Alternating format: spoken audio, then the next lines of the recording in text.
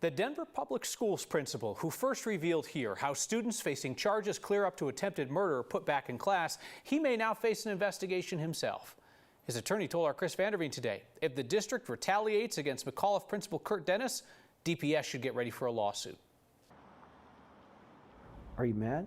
Yeah, frustrated. Inside Denver's largest middle school, its leader told us something he knew put his job at risk. You're aware of that? Yeah. You okay with that?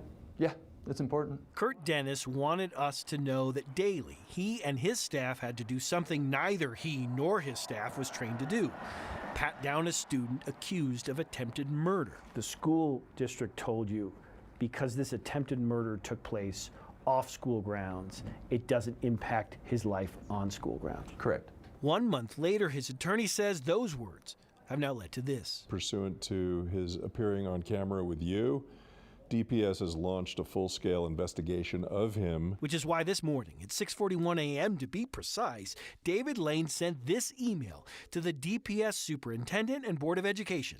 It was filled with some legalese and case law, but in essence, it said this. Basically, if you touch one little principal hair on his little principal head, you'll be in federal court explaining to a federal judge why you're violating his First Amendment freedom of speech. Lane says should DPS move against Principal Dennis, he will move against the district. Instead of looking at their policy about allowing violent kids to remain in school, instead, they're focusing all their attention on going after Kurt with his bogus investigation, looking for excuses to discipline him. Kurt Dennis's words to us came shortly after another pat-down led to a double shooting inside East High School.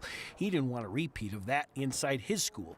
Today, parents of his students said they're watching this as well. And the fact that, he would lose his job and his ability to provide for his family because he stood up for them and for their safety is crazy. If he were to lose his job because of it, I think we're really teaching our kids how the system's broken. A DPS spokesperson told us the district has not seen a formal complaint, so we are not able to comment on that situation.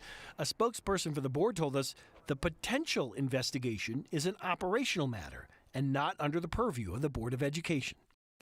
Interesting to note, the board is calling this a, quote, potential investigation, end quote. Also interesting to note that we have spoken to numerous other individual school administrators who have come to the same conclusions Dennis had, but they've not felt safe enough to talk to us.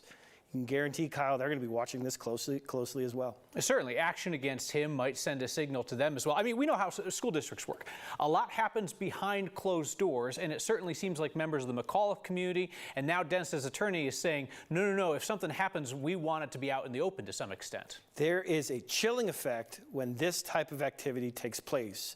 And David Lane talked about that today, and you can guarantee other people will be watching this closely. If the lesson is talk to 9 News, you get in trouble, that's going to be a problem for lots of folks.